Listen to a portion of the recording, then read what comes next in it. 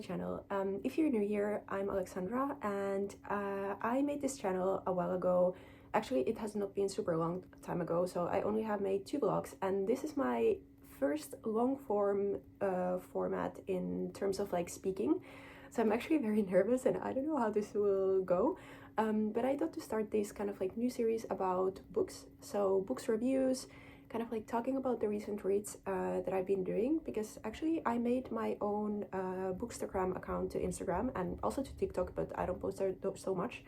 And it's been now 6 months and I really like posting there. I have a really nice community, but I also feel like sometimes you cannot really express everything there because the algorithm kind of rewards you based on some specific things, and I feel like making this channel will allow me to kind of talk about the books in more deeper way. And it's also a good way for myself to record my thoughts, because what I realized is that sometimes I read books and I completely forget what they were about. Last year in 2025 I was actually unemployed for 6 months when I got back into reading. Like, I was reading a lot. I think during the 2025 I read 40 books, and I was completely crazy.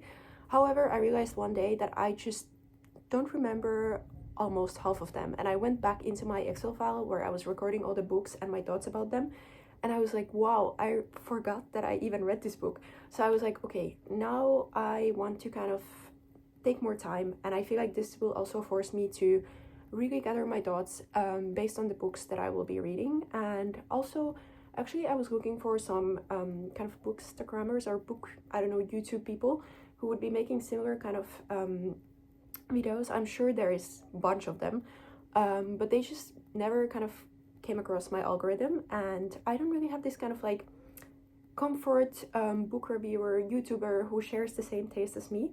And I also, like, for example, I love to read French women authors, or I don't know, there's a bunch of books that are kind of trending right now in Instagram or in TikTok, and I feel like, I don't know, there's some of them that people mention in here, but some of them, for example, I felt one day like looking for a video about Annie Ernaux, who is my favorite author, and there was no content barely about her, or like just videos or book reviews. So I was like, okay, you know what, I feel like this could be my place. So here I am, and yeah, let's go. The book of this video will be Chess Kids from Patti Smith, and actually it's quite funny because I started reading this in 2025 when I was in Paris, before I moved here, and I borrowed it from my friend, but I was here only for 4 days, so I couldn't finish it. I got into the page of like 100 or something like this, and I completely forgot about the book. I didn't even particularly enjoy it back then, and then I was actually having a conversation with someone about being an artist, and we talked about being an artist, and he asked me how would I feel, or how would I manage if I would be a writer and my partner would also be an artist. And actually I'm currently writing my first book, so I mean, I'm not fully an artist yet. I mean, I'm not living with this money. I have a corporate job, but of course someday I would love to just be able to provide for myself just by writing. So he asked me this question, and it kind of, I don't know, it just like I was having it in my mind, like, and I was wondering this, and I told him like I wouldn't mind, we would figure it out. And then I remembered this book, because actually this book is about 2 people who meet in New York, and I actually also recently went to New York. It was my first time in New York, and when I was there, the energy of the city is crazy. I really love the city, so I felt like, you know what, maybe I should pick up this book again. And actually it's funny because usually I tend to pick up books based on my feelings. So if I am feeling in a certain way or craving for something, I tend to pick up my book. So for example, if I would just have gone through a heartbreak, I tend to pick up a book that I can relate to. Or I don't know, if I feel homesick, I would pick up a book that talks about Finland, or a movie, or I don't know. This is how I usually function. So I felt like this book is gonna be very timely for me, and actually I was blown away. I was so surprised because I posted this like a video about this book to my Instagram, and I was writing there something like, I'm reading this book for the first time like are you jealous, or like be jealous because I'm reading this book for the first time. And to be honest, I would pay to read this book for the first time again because it was so good. I mean, I finished it yesterday in the evening when I was reading. I mean, usually before I go to sleep I would tend to read just to kind of calm myself down. So I was reading it and I actually cried. Like, I don't cry often, or I don't cry for books often, but this book made me cry.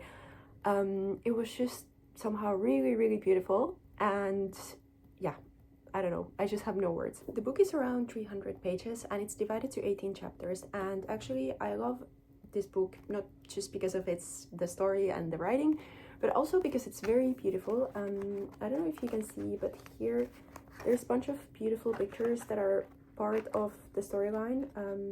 I recommend getting this book so you can take a look at yourself.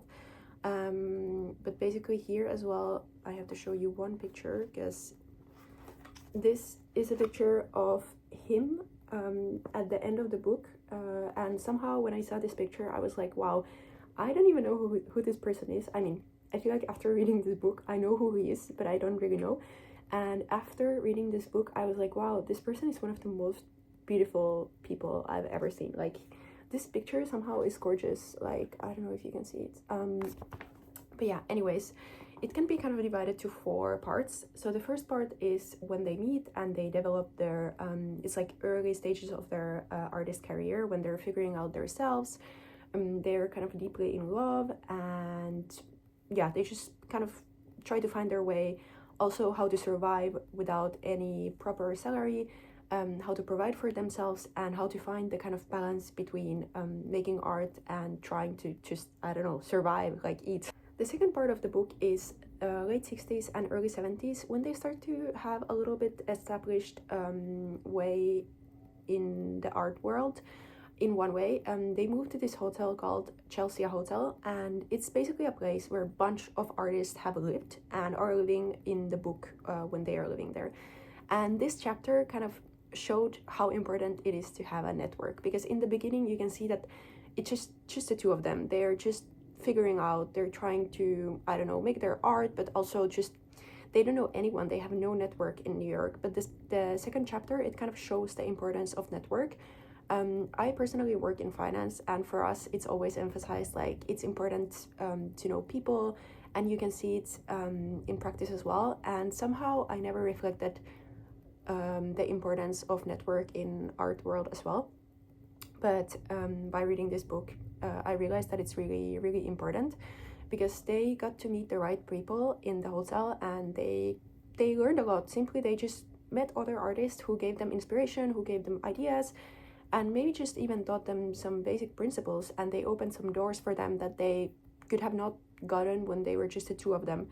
And I really like this part because it also showed how, if you just get through the hard beginning of doing something, how you can kind of like, it was the first kind of like piece or part where you can see that they're actually going forward in their career or in what they're doing.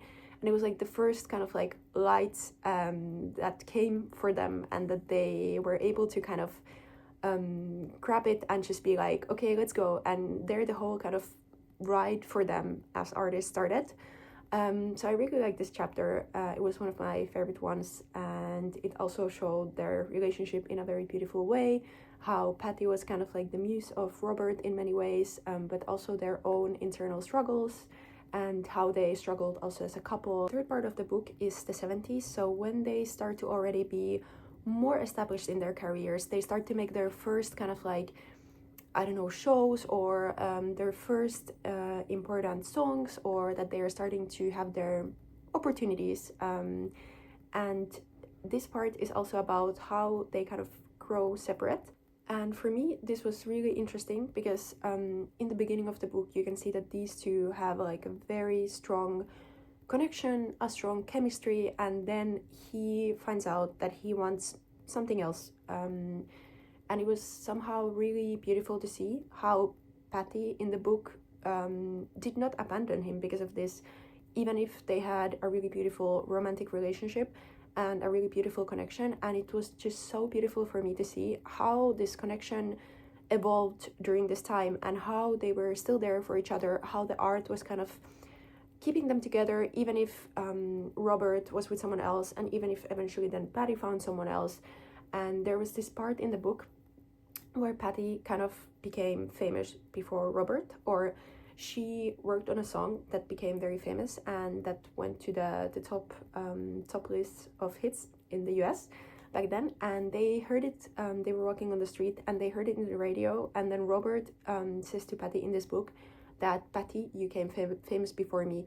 And it was funny because during the whole book, you can kind of see the way how Patti is writing about Robert is that he has this immense hunger for getting famous. He just, I don't know, he wants this thing so much, to the point where some parts he's kind of like depressed over the fact that he cannot get there, or he's just very down. And then there was this part where he tells, you became famous before me, and somehow it was just beautiful to see that he, even if he wanted it so badly, he was able to say it in a genuine way, and he was just able to be happy for Patti. And the last part, which was very short, and I read it actually yesterday, was the last part where Robert becomes sick, and it's already in the 80s, so the book kind of spans over 20 years, which is very interesting and very admirable that they managed to have this connection for so long.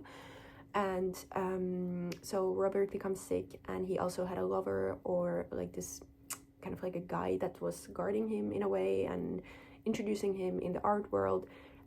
First, this guy, Sam, he dies, and Robert also is sick, and then it ends in the scene where Patti is there with him, and he dies. I mean, she was not there when he died, but he dies. And this part, I was like bawling my eyes out, because somehow it was so beautifully written. And at the end of the book, it was just the word for the reader, so it was not officially anymore part of the book. There was a story, and I also listened to a podcast from Patti. I think it was the 95 service or whatever, the Dua Lipa's book club podcast, where she was interviewing Patti Smith, and she told that one of the last words of Robert was that he wanted Patti to write a book about their story, and it was one of the last demands of him. And apparently this book was very hard to write for her, obviously, because it was a connection which lasted for a long time. It was important for her, and I really admire the fact that she was able to do it, and she was able to write such a beautiful piece. And she wrote there also that obviously this is not the full story. There's still a lot of other things that she could have written or that she could have mentioned, but this is the version of the story that she wanted to tell, or that they felt like would be worth telling. And somehow it was beautiful, and it also made me realize, as an author or as an emerging author, how big of a gift writing is, because it's really a way to give or put memories into life. This is also what Annie Ernaux always talks about, that a way to bring things into life is to write about them. And for me, this was somehow just a huge realization, and I was like, this is the biggest gift that you can give for anyone, to write a book about them, because this book is insanely famous. And if you think about it, it's crazy how, I don't know, this Robert, he was dying in the 80s, and still after 40 years, we are reading this book. I'm crying over this book, and I find this story beautiful, and I feel like it was worth telling, definitely. So it just kind of like, it woke up so many emotions and so many thoughts in me. But just to summarize, I would recommend this book for anyone who is interested in arts or in becoming an artist, how the journey can look like, or just if you're looking for a beautiful love story that feels somehow real, or just a story about friendship, a story about losing someone even. For me, the reason why this book is so successful is that in this 300 pages, she was able to show so many different kind of emotions, and introduce a lot of different themes, which can not always be so easy to combine. But also, in one way, of course, it's a memoir, so it means that it's a true story. So of course she did not come up with the story on her own, but still somehow it was very, the book is very poetic, first of all, and at the same time, the fact that there's so many themes combined which are important, and a lot of people can relate to it, makes it such a great work for me. And maybe for me, the hardest part of the book was the kind of art circles, because there was a lot of artists that were mentioned in the book that they met during their journey. And I got to be honest, I'm not super into, for example, rock and roll or the 60s, 70s art circles in the US. So there was a lot of new names for me that felt it sometimes like she was just name dropping some people that probably, I don't know, Americans know or some older generation. But for me, it was like, okay, another name that I have no idea how important they are or what they're doing, or I don't know. So this was sometimes a little bit overwhelming, but on the other hand, I feel like if I would just spend a little time and look into the people, it would kind of make the context of introducing them in the book more understandable as well. Anyways, thank you so much for watching.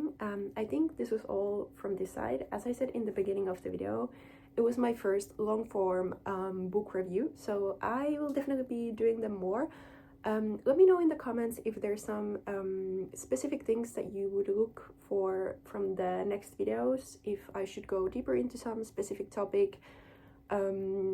I don't know, maybe if you also have some recommendations from other creators like this who are doing long form book reviews, let me know. And if, yeah, I think I will be developing this concept a little bit more. For now, it was just this kind of like free form yapping video, and I feel like during my journey, 6 months journey, which is not so long, creating this content to my Instagram, I learned a lot, so I'm pretty comfortable in saying that probably I will be also developing this format on the run, let's say. So thank you for watching my first video of the book reviews, and I'm hoping to see you soon here. Bye bye!